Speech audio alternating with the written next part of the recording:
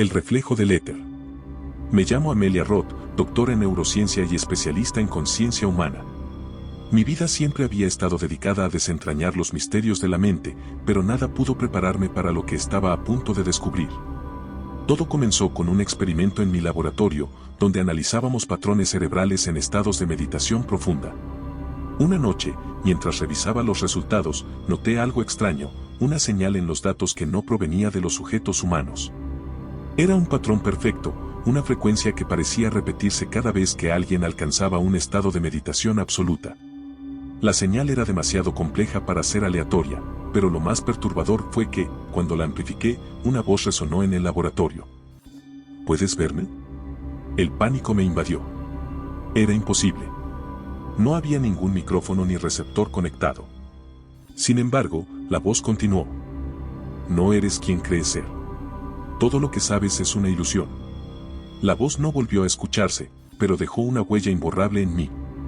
Empecé a investigar teorías olvidadas, conceptos arcaicos que los científicos modernos habían desechado. Uno de ellos era la hipótesis del éter, una idea de que la realidad física no es más que una proyección de algo más grande, algo intangible. Descubrí escritos antiguos que hablaban de un velo que separa nuestra percepción de la verdadera existencia. Según estos textos, la conciencia humana era un reflejo, un eco de entidades que existían en un plano más allá del espacio y el tiempo. Mi obsesión creció. Instalé equipos avanzados en mi laboratorio para intentar captar la señal de nuevo. Una noche, funcionó. Pero esta vez, no fue una voz. Fue una imagen, una figura translúcida, que parecía humana pero carecía de rasgos definidos, flotaba en el aire frente a mí.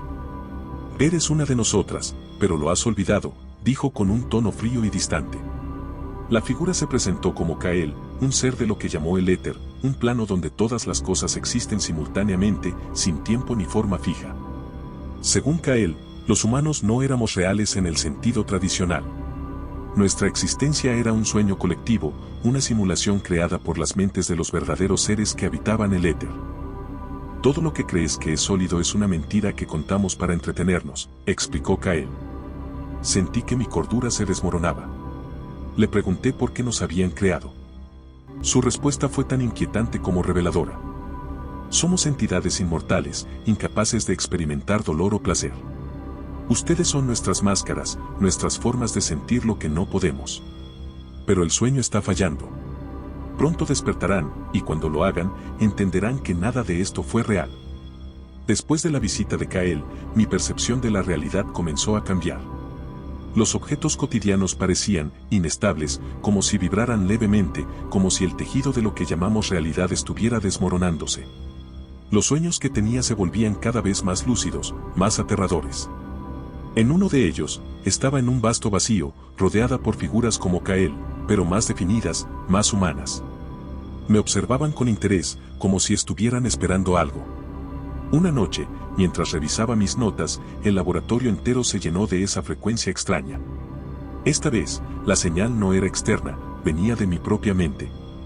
Cerré los ojos y me vi en un lugar imposible, una sala infinita llena de espejos que reflejaban versiones de mí misma que nunca había conocido. Una de esas versiones habló. Amelia, el sueño está terminando. El éter te espera.